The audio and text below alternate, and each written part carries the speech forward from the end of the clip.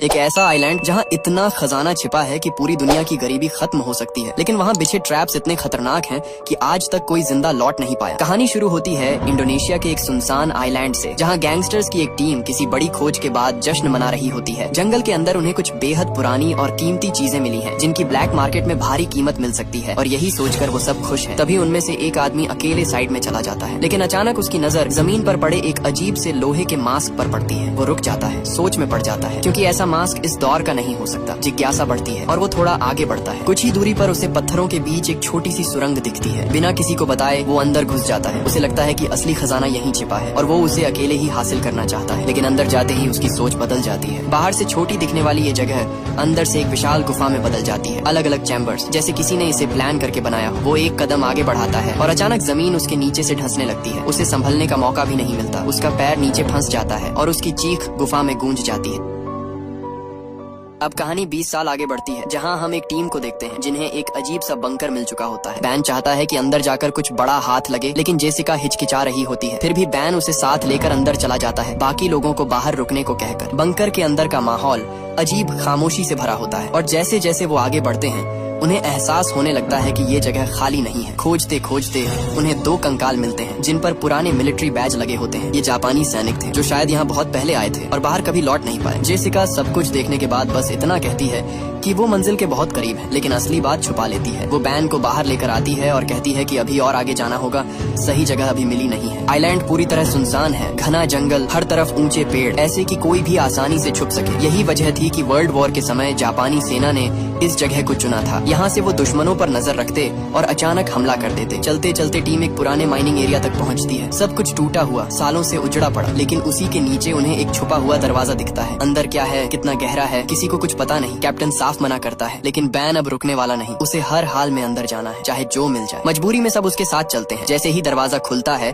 और वो अंदर जाने को तैयार होते हैं, ऊपर से अचानक गोलियां चलने लगती हैं। सब कुछ सेकंड्स में बदल जाता है। अफरा तफरी मच जाती है। सब जान बचाने के लिए अंदर भागते हैं। कैप्टन के सोल्जर्स कवर दे रहे होते हैं, क्योंकि इस वक्त सबसे जरूरी है बैन और जेसिका को जिंदा रखना। तभी एक ग्रेनेड अंदर फेंका जाता है। धमाका इतना तेज होता है कि एंट्रेंस ही उड़ जाता है। एक सोल्जर बाकी लोगों को बचाते हुए वहीं दब जाता है। माइनिंग एरिया आधा ढह चुका होता है और अब सब अंदर फंस चुके हैं। सबसे बड़ा सवाल ये है, उनकी लोकेशन बाहर वालों को पता कैसे चली। कुछ देर बाद सब होश में आते हैं। चारों तरफ घायल लोग पड़े हैं। एक सोल्जर आखिरी सांसें ले रहा होता है। माहौल भारी हो चुका है और अब जवाब चाहिए। तभी बैन सच बताता है, सालों पहले उसके पिता भी इस आइलैंड पर आए थे। उनका मानना था कि यहाँ बेहिसाब खजाना छुपा है, लेकिन वो कभी उसे ढूंढ नहीं पाए। ये राज सिर्फ बैन और जेसिका जानते थे, और यही वजह थी कि वो यहाँ तक पहुँचे। अब साफ हो जाता है, बाहर वाले गैंगस्टर्स भी इसी खजाने के पीछे हैं। कैप्टन का गुस्सा फूट पड़ता है। उसे लगता है कि ये सब बैन की वजह से हुआ। एक आदमी की लालच में उसका सोल्जर मर गया। वो फैसला करता है कि अब वो यहाँ और नहीं रुकेगा, लेकिन अब जाना आसान नहीं है। वापसी का रास्ता पत्थरों के नीचे दब चुका है और अब इस अंधेरे जाल से बाहर निकलने के लिए उन्हें कोई नया रास्ता ढूंढना ही पड़ेगा। कैप्टन और सोल्जर्स आगे बढ़कर चारों तरफ रास्ता ढूंढने लगते हैं। तभी सामने एक संकरा सा रास्ता दिखता है। ऊपर से ये बस एक छोटी गुफा लगती है, लेकिन जैसे ही वो नीचे उतरने लगते हैं, सच्चाई सामने आती है। ये तो सिर्फ शुरुआत थी। अंदर एक विशाल बंकर छुपा हुआ था। सब लोग डरते हुए पीछे पीछे चलते हैं। सीढ़ियाँ उतरकर वो एक पुराने लकड़ी के पुल पर पहुँचते हैं। पल भर को लगता है कि ये टूट जाएगा, लेकिन जैसे ही कदम रखते हैं पूरा पुल हिलता भी नहीं, और तभी बिना किसी वजह के आसपास की लाइट्स खुद ब खुद जल उठती हैं। कैप्टन तुरंत सबको रुकने का इशारा करता है। उसे शक हो जाता है, इतने साल पुरानी जगह में ये लाइट्स कैसे चालू हो सकती हैं। दीवारों पर जापानी झंडे लगे होते हैं। साफ दिख रहा है कि ये सब वर्ल्ड वॉर के द्वार का है, लेकिन अगर सब कुछ इतना पुराना है तो फिर यहाँ अभी भी क्या जिंदा है। अब हर कदम संभल कर बढ़ाया जाता है। कैप्टन धीरे धीरे पुल पार करता है और पूरी टीम एक बड़े से चैम्बर में पहुंच जाती है। ये जगह किसी स्टोर रूम जैसी लगती है। चारों तरफ दवाइयाँ, अजीब मास्क जो आम लोगों के लिए नहीं बनाए गए। सब कुछ देखकर लगता है यहाँ कुछ खतरनाक एक्सपेरिमेंट होते थे। थोड़ी तलाश में उन्हें फोटोज और डॉक्यूमेंट्स मिलते हैं और सच्चाई और भी डरावनी निकलती है। ये जगह कैदियों पर किए गए एक्सपेरिमेंट्स का अड्डा थी। टॉर्चर, टेस्ट, हर वो चीज जो इंसानियत से परे हो। अब मामला सिर्फ खजाने का नहीं रहा। कैप्टन को यकीन नहीं होता कि इतनी बड़ी जगह सिर्फ खजाना छुपाने के लिए बनाई गई होगी। उसे लगने लगता है कि बैन और जेसिका कुछ छुपा रहे हैं, और शायद ये पूरी कहानी वैसी नहीं है जैसी दिखाई जा रही है। वो साफ मना कर देता है, अब वो इस खेल का हिस्सा नहीं बनेगा। एक सोल्जर बाहर पहरा दे रहा होता है। सब कुछ शांत है, लेकिन अचानक उसे महसूस होता है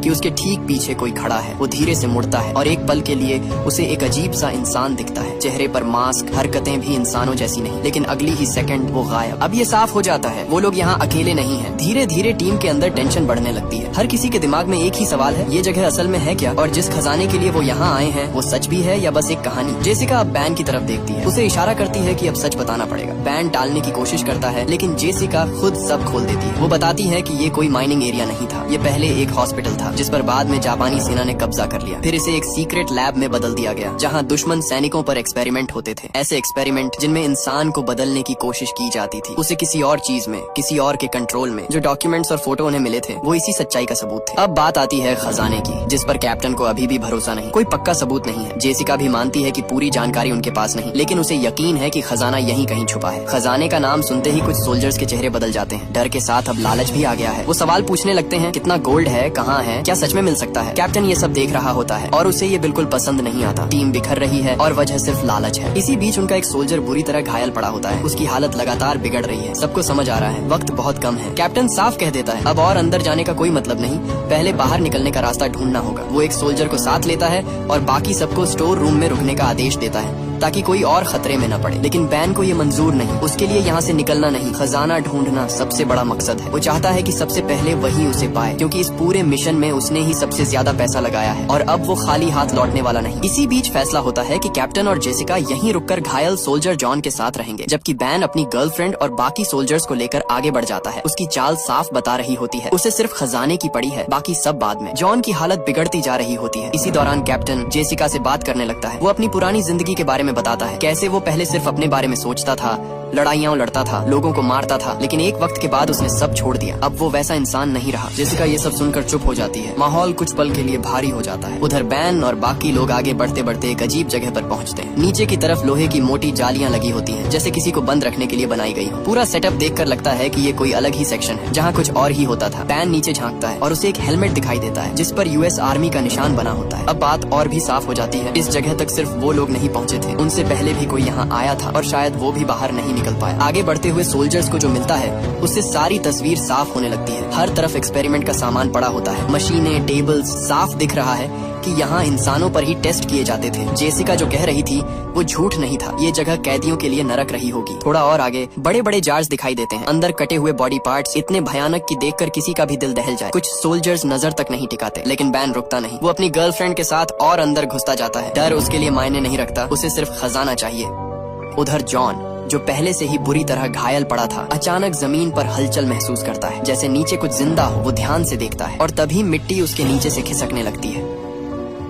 उसे समझ भी नहीं आता और वो धीरे धीरे जमीन के अंदर धंसने लगता है, ठीक उसी तरह जैसे शुरुआत में वो गैंगस्टर गायब हुआ था। कैप्टन और जेसिका ये देखते ही दौड़ पड़ते हैं। वो उसी जगह पर मिट्टी खोदने लगते हैं जितनी तेजी से हो सके। किसी तरह अंदर पहुंचते हैं, लेकिन तब तक देर हो चुकी होती है। जॉन मर चुका होता है, उसका शरीर अजीब तरीके से गल रहा होता है, जैसे किसी तेज केमिकल ने उसे जला दिया। और जब वो आसपास देखते हैं तो सन्न रह जाते हैं। चारों तरफ इंसानों के कंकाल पड़े होते हैं। अब ये साफ है इस गुफा में कुछ है जो लोगों को खींचता है, मारता है और उन्हें इस हालत में छोड़ देता है। कैप्टन और जेसिका अभी खुद को संभाल ही रहे होते हैं कि अचानक पीछे से उन पर हमला हो जाता है। किसी ने उन्हें जोर से मारा और दोनों वहीं बेहोश गिर जाते हैं। कैप्टन और जेसिका होश में आते हैं और अपने सामने एक मास्क पहने आदमी को खड़ा पाते हैं। उसके हाथ में हथियार होता है और वो खुद को वर्ल्ड वॉर 2 का जापानी सोल्जर बताता है। वो अभी भी उसी जंग में जी रहा है। वो कहता है कि जापान जीत चुका है, पूरी दुनिया पर उनका राज है और लड़ाई अभी भी चल रही है। वो सालों से यही है, बाहर कभी गया ही नहीं। कैप्टन और जेसिका उसे शांत करने की कोशिश करते हैं, लेकिन जेसिका साफ कहती है जंग बहुत पहले खत्म हो चुकी है, जापान हार चुका है। वो सोल्जर मानने को तैयार नहीं होता। तब जेसिका उसे अपने डिवाइस पर वीडियोस दिखाती है, सरेंडर के फुटेज, असली सबूत। धीरे धीरे उसकी आंखों से भ्रम टूटने लगता है। उसे एहसास होता है अगर ये सच पहले पता होता तो शायद वो अपने साथी को बचा सकता था जो अब मर चुका है। वो टूट जाता है, घुटनों पर गिर जाता है। कैप्टन सावधानी से उसका हथियार नीचे रख देता है, क्योंकि अब भी उस पर पूरी तरह भरोसा नहीं किया जा सकता। फिर वो उससे सवाल करते हैं ये सब कैसे हुआ, इतने साल वो जिंदा कैसे रहा। सोल्जर जो बताता है वो और भी डरावना है। जापानी वैज्ञानिकों ने उन पर एक्सपेरिमेंट किए, इंजेक्शन दिए, ये कहकर कि वो कभी बूढ़े नहीं होंगे, हमेशा जवान रहेंगे। लेकिन हकीकत कुछ और थी, वो सब बदल गए। और सबसे खतरनाक बात, बाहर निकलने के रास्ते उन्होंने खुद बंद कर दिए थे। जो थोड़े बहुत रास्ते बचे थे उनका राज्य सिर्फ उन्हीं के पास था। ये सब सुनकर कैप्टन और जेसिका सन्न रह जाते हैं। लेकिन वो सोल्जर यही नहीं रुकता। वो बताता है कि जापानी वैज्ञानिकों का मकसद और भी खतरनाक था। वो ऐसी आर्मी बनाना चाहते थे जो कभी मरे नहीं, ऐसे सोल्जर्स जो मरने के बाद भी उठ खड़े हों और दुश्मनों को खत्म करते रहे। इसीलिए उन्हें यहाँ कैद किया गया, अलग अलग इंजेक्शन दिए गए और धीरे धीरे वो इंसान से कुछ और बनते चले गए। न उन्हें दर्द का फर्क पड़ता, न मौत का। कुछ समय बाद वो फिर से जिंदा हो जाते। ये सुनकर कैप्टन और जेसिका समझ जाते हैं ये जगह सिर्फ एक लैब नहीं थी, ये एक फेल हुआ सपना था जिसने सबको राक्षस बना दिया। वो तुरंत बाहर निकलने का रास्ता पूछते हैं। सोल्जर बताता है पहला रास्ता तो अब बंद हो चुका है, दूसरा है, लेकिन वहाँ जाना सीधा खतरे में कूदना है। उधर बैन और बाकी लोग वापस एंट्रेंस तक पहुँचते हैं, लेकिन रास्ता पत्थरों से पूरी तरह बंद मिलाता है। अब घबराहट बढ़ने लगती है, कोई समझ नहीं पा रहा कि निकलें कैसे। तभी अचानक वही डरावना क्रिएचर उन पर हमला कर देता है। वो सीधे बैन पर टूट पड़ता है, उसे गिरा देता है, घायल कर देता है। बाकी सोल्जर्स तुरंत फायरिंग शुरू करते हैं, कई गोलियां उसके सिर में लगती हैं, तब जाकर वो शांत होता है। सब हैरान रह जाते हैं, ये आखिर है क्या? जब वो उसके सिर को ध्यान से देखते हैं तो उस पर अजीब निशान बने होते हैं, जैसे कोई कोड, कोई पहचान। साफ समझ आता है ये भी कभी इंसान था, एक सोल्जर जिस पर एक्सपेरिमेंट किया गया। अब सब कनेक्ट होने लगता है, वही इंजेक्शन जिसने इंसानों को इन खौफनाक चीजों में बदल दिया। उधर जेसिका को आखिरकार एक दूसरा रास्ता मिल जाता है। वो कैप्टन और उस जापानी सोल्जर को लेकर आगे बढ़ने लगती है। इधर बैन अपनी गर्लफ्रेंड और 2 सोल्जर्स के साथ एक और चैम्बर में पहुंचता है। ये जगह बाकी से भी ज्यादा डरावनी है। सामने एक बड़ा सा क्रिएचर बैठा होता है जिस पर और भी ज्यादा एक्सपेरिमेंट हुए लगते हैं, जैसे उसे और ताकतवर बनाने की कोशिश की गई हो। चारों तरफ एक्सपेरिमेंट का सामान फैला होता है। तलाश करते हुए बैन और उसकी गर्लफ्रेंड को एक ट्यूब मिलती है जिसके अंदर गोल्डन रंग का लिक्विड भरा होता है। अब उन्हें समझ आता है यही असली खजाना है, कोई सोना या हीरे नहीं, बल्कि ये लिक्विड जो इंसान को बदल देता है। बैन कुछ पल के लिए सोच में पड़ जाता है, लेकिन उसकी गर्लफ्रेंड तुरंत कहती है इसे साथ ले चलते हैं, ब्लैक मार्केट में इसकी कीमत बहुत होगी। वो ये नहीं सोचते कि ये चीज कितनी खतरनाक है। आखिरकार बैन फैसला लेता है और वो लिक्विड अपने पास रख लेता है। अब उसके हाथ में सिर्फ खजाना नहीं, एक तबाही है। आगे बढ़ते हुए उन्हें आखिर एक बड़ा दरवाजा मिलता है। उसे खोलते ही सामने एक और गुफा खुलती है और जैसे ही वो अंदर कदम रखते हैं सब कुछ बदल जाता है। सामने पूरी एक आर्मी खड़ी होती है, सैकड़ों नहीं उससे भी ज्यादा। सब एक जैसे, सड़े हुए शरीर, चेहरों पर मास्क और एकदम खामोश, जैसे किसी आदेश का इंतजार कर रहे हो। यही वो फाइनल सोल्जर्स थे जिनको बनाने का सपना देखा गया था। इमॉर्टल, बिना दर्द बिना डर, बस मारने के लिए। लेकिन जैसे ही टीम वहाँ पहुँचती है वो सब जाग जाते हैं। अगले ही पल पूरी आर्मी उन पर टूट पड़ती है। घबराहट में बैन, उसकी गर्लफ्रेंड और बाकी सोल्जर्स पीछे भागते हैं। एक सोल्जर को वो क्रिएचर्स तलवारों से वहीं खत्म कर देते हैं, इतनी तेजी से कि किसी को समझने का मौका भी नहीं मिलता। किसी तरह बचते हुए वो लोग एक चैम्बर में घुसते हैं और नीचे की तरफ भागने लगते हैं। अब लड़ना नामुमकिन है, बस बचना है। भागते भागते वो उसी जगह पहुंचते हैं जहां हर तरफ कंकाल पड़े थे, वही डरावना हिस्सा जहां लोगों को खींच कर मारा जाता था। वहां उन्हें अपने उस घायल सोल्जर की लाश भी मिलती है जो अब सिर्फ एक खाली खोल बन चुका होता है। डर के बावजूद वो रुकते नहीं, आगे बढ़ते जाते हैं। रास्ते उन्हें घुमाते हुए फिर उसी जगह ले आते हैं जहाँ पहले हमला हुआ था। अब साफ हो जाता है पूरी जगह में वो आर्मी फैल चुकी है, हर तरफ शिकार ढूंढ रही है। इसी बीच एक क्रिएचर बैन पर हमला कर देता है, उसे बुरी तरह घायल कर देता है। उसकी हालत बिगड़ने लगती है, उसकी गर्लफ्रेंड घबरा जाती है, उसे लगता है कि बैन मर जाएगा और उसी डर में वो फैसला लेती है जो सब कुछ बदल देता है। वो वही गोल्डन लिक्विड निकालती है और सीधे बैन के शरीर में इंजेक्ट कर देती है। उसे लगता है कि इससे बैन बच जाएगा, लेकिन वो नहीं जानती उसने क्या कर दिया है। उधर इमॉर्टल सोल्जर्स उस जगह तक भी पहुंच जाते हैं जहाँ कैप्टन और जेसिका थे। दोनों किसी तरह भाग निकलते हैं, लेकिन वो जापानी सोल्जर जो पहले से ही बदल चुका था वहीं रुक जाता है। वो सरेंडर कर देता है। लेकिन उन क्रिएचर्स के लिए सरेंडर जैसी कोई चीज नहीं होती। उनके लिए हर इंसान सिर्फ एक शिकार है जिसे खत्म करना है। जैसे जैसे सब आगे बढ़ते हैं, बैन की गर्लफ्रेंड अचानक अपनी ही चाल चली देती है। वो सिर्फ बैन की चिंता कर रही थी और उसे लेकर एक अलग रास्ते में छुप जाती है। लेकिन अब वो बैन पर असर डालता है। जिस लिक्विड का उसने इंजेक्शन लिया था वो धीरे धीरे उसे बदल देता है। कुछ ही देर में बैन आउट ऑफ कंट्रोल हो जाता है और उसी का हाथ उसकी गर्लफ्रेंड पर पड़ जाता है। यह साबित हो गया कि लिक्विड सच में काम करता है। अब वो कैप्टन और बचे हुए सोल्जर को भी पकड़ लेता है और एक एक करके मारना शुरू कर देता है। कैप्टन मर चुका था और बचा सोल्जर अकेले लड़ने की कोशिश करता है, लेकिन इमॉर्टल सोल्जर्स इतनी रणनीति और बुद्धिमत्ता के साथ हमला कर रहे थे कि कोई बच नहीं पाया। अंत में सभी मर जाते हैं सिवाय जेसिका के। जेसिका किसी तरह बाहर निकलने का रास्ता ढूंढ लेती है और पानी के रास्ते ऊपर आ जाती है, लेकिन उसे वहाँ कोई और मिल जाता है, वही इमॉर्टल सोल्जर जिसने पहले उसे पकड़ने की कोशिश की थी। धीरे धीरे पूरी आर्मी बाहर आ जाती है और आगे बढ़ती है, तैयार होकर सभी को मारने के लिए। अब साफ है कि एक नई जंग शुरू होने वाली है, एक जंग जिसमें ये इमॉर्टल सोल्जर्स जिन पर एक्सपेरिमेंट हुए लोगों को चुन चुन कर खत्म करेंगे। और हमारी कहानी यहीं खतरे और रहस्य के साथ खत्म होती है। तो व्यूवर्स, अगर आपको मेरा नरेशन पसंद आया हो तो वीडियो को लाइक और चैनल को सब्सक्राइब करना मत भूलना। मिलते हैं अगली मजेदार कहानी में, तब तक के लिए बाय।